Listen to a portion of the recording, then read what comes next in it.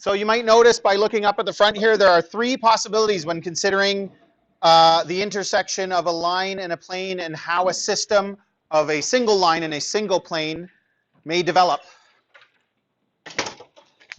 Somebody tell me what one of the three possibilities is. Yep. Parallel and distinct.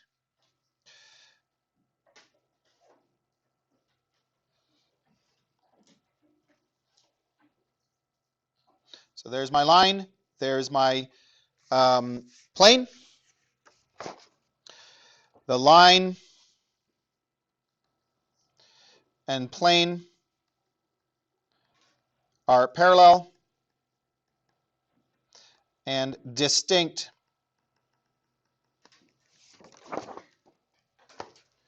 How many solutions? Just shout it out.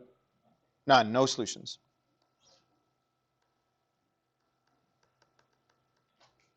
Okay, what's another one? Somebody else, quickly. Daniel, help me out here. Parallel and inside each other? Yeah, good. So that's fair. How do you say that? Because parallel and coincident isn't quite the same. Coincident usually means like they're the same, but the line only occupies part of the plane. Okay, so it would look like this, I think.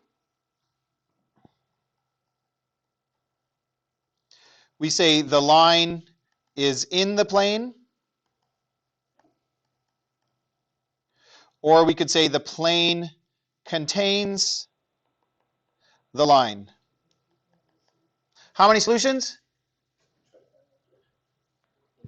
Infinitely many solutions.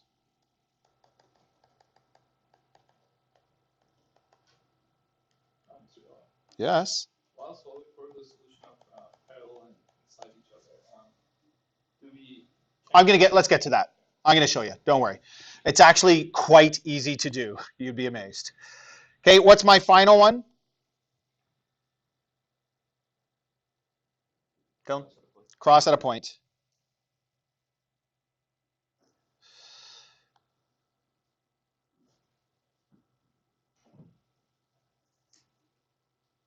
So there's my line, there's my plane. The line and plane cross at a point, or you could think of this as the line passes through the plane. How many solutions? One, thank you.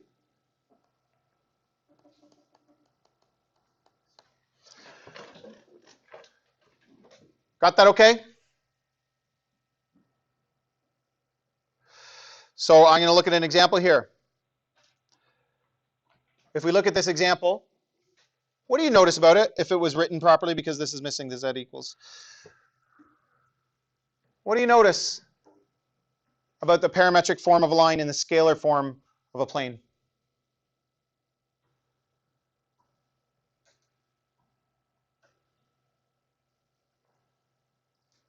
What does it mean?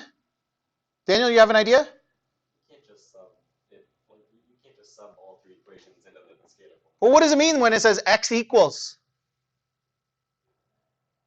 What does it mean? X equals. Hmm? What's this x? And what's this x? If they cross at a point, then they are the same x, aren't they? What does it mean to be the same x? It means this equals x. Daniel, do you think we should try your idea? Yeah, I think it would. So Daniel said, do you actually just sub the parametric equations in to scalar form? I don't know, but it sounds interesting, so I say we try it.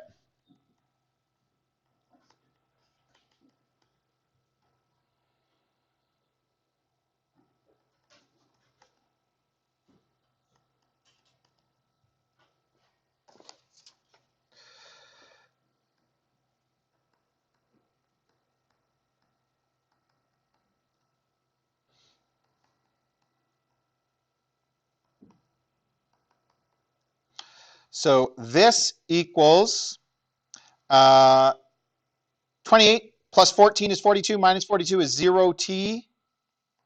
And if I bring everything to the other side, I get negative 53.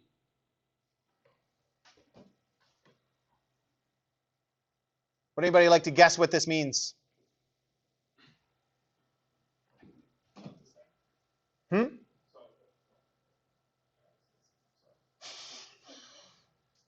So we don't know which of the three situations it is yet, right? We could have narrowed it down. We talked about that. We didn't. We will talk about that more after. Why do you think it means that? This is never true. Remember in grade 10 when you got something like this?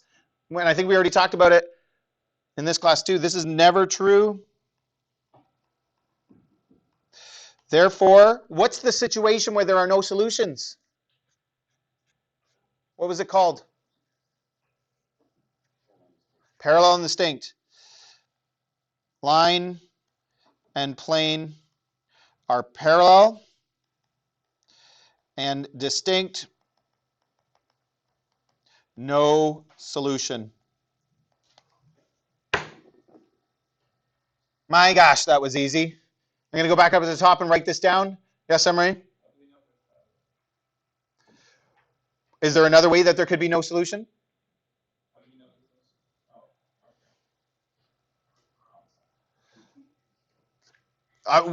This is never possible. So that's what that means. Turns out that's what that means. So to solve, we simply sub the parametric equations of the line into, something's going to happen here, scalar form. I don't want GeoGebra.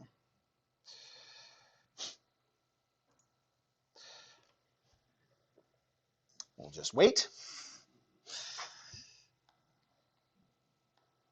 Into scalar form of the plane. If you don't get all this written down, you can write it down after, print it out after. I will post it. Okay, and what happens when they're parallel and distinct? We just talked about that. We get 0t equals what? Not 0.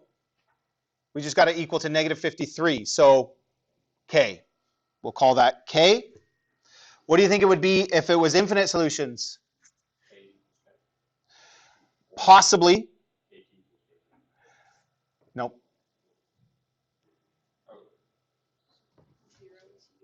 0t equals 0, good. And what if it was one solution we would get?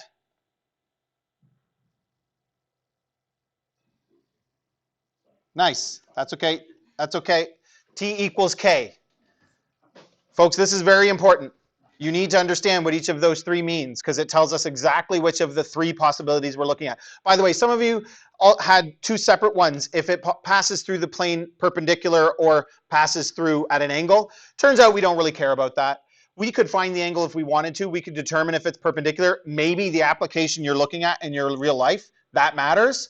For what we do, we don't care when two lines cross what angle they cross at.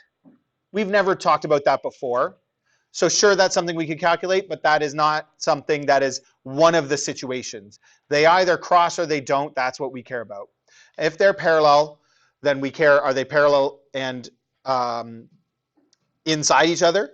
Or is the plane inside the plane? Or is the line inside the plane? Or are they parallel and distinct? And you can use the dot product to narrow down your solutions. So if I take the dot product of a direction vector of the line with the normal of the plane, that will tell me, do they cross or not? If they do, then I'm doing this to solve. If they don't, what can you do to find out, to figure out what's happening? You got this, didn't you? So if you choose to take the dot product and they're parallel, you could sub the point from the line into the plane. If the point is in the plane, the line is in the plane. We've already determined they're parallel. If a point on the line is in the plane, the whole line is in the plane. If the point is not in the plane, the whole line is not in the plane. So you could solve it that way. But if you do that and you get the dot product is not equal to 0, the line passes through the plane and you're doing this anyway. So in this case, it's not as useful or as efficient to do that test first. That being said, we've got 5 minutes. We're going to do one more example here, if I can find it. And I'm going to do it very quickly so we can decide if it's worthwhile. I'll tell you this, it's very unlikely that the position vector to this point is going to be your solution. So don't expect it to be, if it's on the plane, then that's where it crosses. No. That's not going to be the solution. We would never give you that. So as you're writing this down, I'm going to get our normal vector. The normal of our plane is 9, 13, -2. And the direction vector of our line, I'll just use the one that's given, obviously. Oops. And the dot product is 9 times 2, which is 18, minus 13 times 5, which is -65. So 18 minus 65, 2 times 3 is 6. 18 minus 65 minus 6. Do you think that's 0? I don't. So these are not parallel.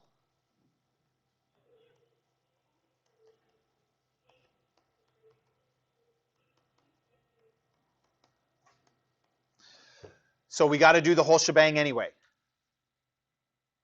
It's up to you whether you want to take the time and do that. If you can do the mental math efficiently, by all means go for it. If you figure this out, it's a little bit less work, not a lot, to sub the point into the plane. We're subbing the parametric equations into the plane anyway. So 5 plus 2t, I got to do this quickly, -5 minus 5t, and z is 2 plus 3t. Subbing that in, I get 9. It's 5 plus 2t plus 13, -5 minus 5t, minus 2 plus 3t, minus 29 equals 0.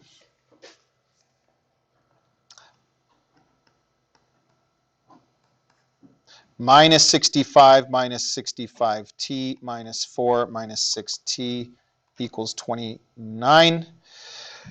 So I get negative 53t equals 53. T is -1. What does this mean?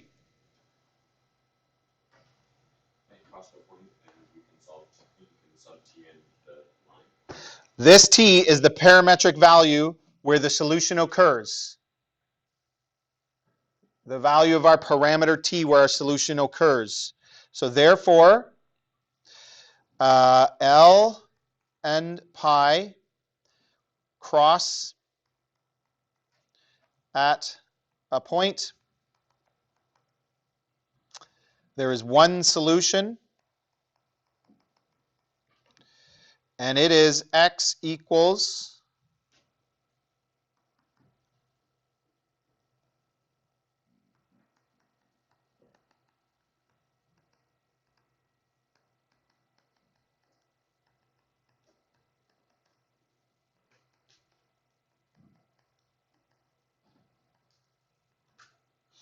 the solution is 3, 0, -1.